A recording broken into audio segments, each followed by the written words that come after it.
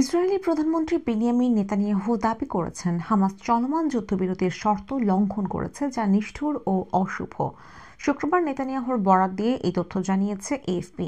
গত বৃহস্পতিবার ইসরায়েলের কাছে 4 জিম্মির মরদেহ হস্তান্তর করে হামাস। ইসরায়েলের দাবি, শিরি বিবাস নামে এক নারীর মরদেহ হস্তান্তরের কথা থাকলেও তা করেনি হামাস। পরিবর্তে অজ্ঞাত এক গাজাবাসীর মরদেহ দেয়া হয়েছে। শিরি ও বাকি সব জীবিত কিংবা নিহত জিম্মিকে বাড়ি ফেরাতে আমরা অঙ্গীকারবদ্ধ। হামাসের অশুভ ও নিষ্ঠুর কায়দায় চুক্তি লঙ্ঘনের কড়া জবাব দেওয়া হবে, যোগ করেন তিনি। বৃহস্পতিবার বিপাস পরিবারের 3 সদস্য ও অপর এক ব্যক্তির মরদেহ ইসরায়েলের হাতে তুলে দেয় হামাস। ইসরায়েলের ফরেনসিক বিশেষজ্ঞরা শিরি বিপাসের 2 ছেলে সন্তান ও অপর বৃদ্ধ ব্যক্তির মরদেহের পরিচয় নিশ্চিত করতে পারলেও তারা দাবি করেন চতুর্থ মরদেহটি শিরি বিবাসের নয়। নেতানিয়াহু দাবি করেন, চুক্তি অনুযায়ী ইসরায়েলি নারী শিরি বিবাসের মরদেহের পরিবর্তে এক অজ্ঞাত গাজাবাসী নারীর মরদেহ পাঠিয়েছে হামাস।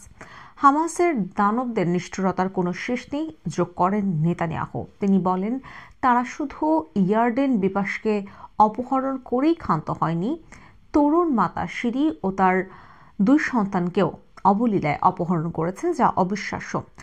পরবর্তীতে 2 দেব শিশুর সঙ্গে তারা তার মাকে দেয়নি, বরং কফিনে ভরে এক গাজাবাসী নারীর মরদেহ পাঠিয়েছে, যোগ করেন তিনি।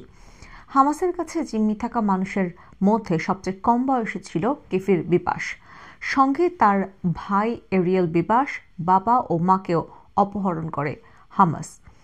2023 সালের 7 অক্টোবরে হামলার সময় তাদের সবাইকে জিম্মি করে হামাস। এই মাসের শুরুতে বাবা ইয়ার্ডেন বিবাস মুক্তি পান। 19 জানুয়ারি থেকে শুরু হওয়া 42 দিন ব্যাপী যুদ্ধবিরতি চুক্তির শর্ত অনুযায়ী এখন পর্যন্ত 19 জন জীবিত জিম্মি মুক্তি পেয়েছেন। অপরদিকে মুক্তি পেয়েছেন 1100 জনেরও বেশি ফিলিস্তিনি বন্দী।